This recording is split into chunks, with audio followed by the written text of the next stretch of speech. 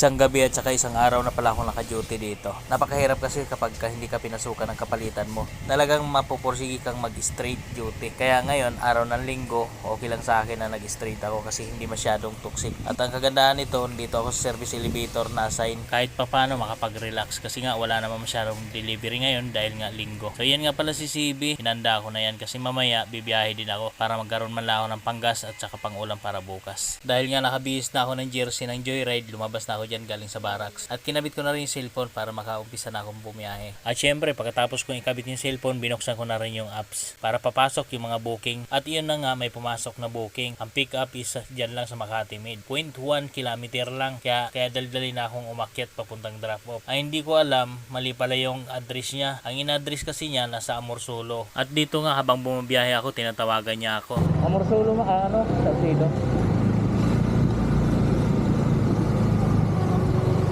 Nasa Amorsolo kayo ma'am, di ba? Sa Amorsolo kayo, di ba?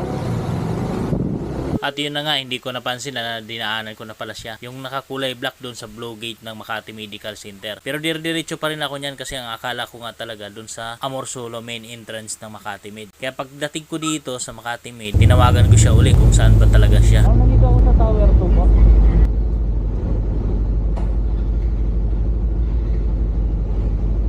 Nandito ako sa Tower 2 ba?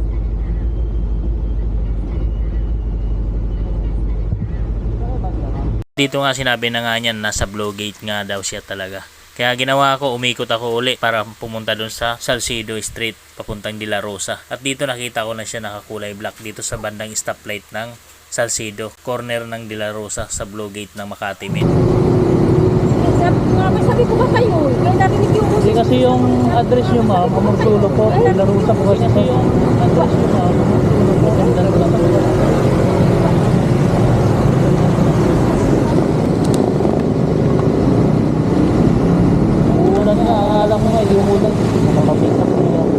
At ito na nga, binaybay na namin yung Osmeña Boulevard. Mas pinili ko ditong dumaan kasi nga may skyway at dito kami sa baba. Kung sakali mang bumuhos yung ulan, hindi kami masyadong mababasa kasi nga may skyway sa taas. Yun nga lang, pagdating naman namin dito sa C5, bumuhos naman yung ulan at wala na kaming makukubiran. Kaya ito, basang-basa na naman ako. Hindi kasi ako nakapagdala ng raincoat or kapote kasi ang iniisip ko hindi uulan kasi sobrang init talaga kaninang umaga. At ito, siguro pagkatapos nito uuwi na lang ako. At sakto naman sinabihan ako ng pasahero ko, nakakaanan na lang kami pagdating namin sa kanto at dadaan na lang siya doon sa tita niya para hindi na kami tumuloy doon sa destination niya at medyo malayo-layo pa. At sigurado babasain talaga kami ng gusto kapag dumiretso kami. Kaya nagpapasalamat na rin ako sa kanya at medyo malapit-lapit lang yung destination na sinasabi niya. At ito na nga, dumating na kami sa destination na sinasabi niya at medyo malapit-lapit lang talaga. Kaya pagdating ko dito, hinubad ko na yung Joyride jersey ko kasi nga basang-basa talaga. At pagkatapos naman nito, uuwi na ako. At ito na nga, akala ko cash ang ibibigay sa akin ng pasahero ko. Yan pala, GCash. Kaya binigay na niya sa akin yung cellphone niya para ilagay ko yung GCash number ko. At nagkakahalaga pala ng 145 pesos sa pamasahe niya. Sakto, para bukas may pang top up na ako.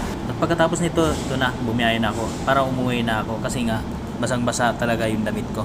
At kaibigan, hihingin ko pala ang suporta nyo sa pamamagitan ng pag-like and share, and din paki-follow na rin sa Facebook page na ito, and din paki-subscribe ng aking YouTube channel dito sa Kaibigan MC. Maraming salamat sa inyo at God bless. Ride safe.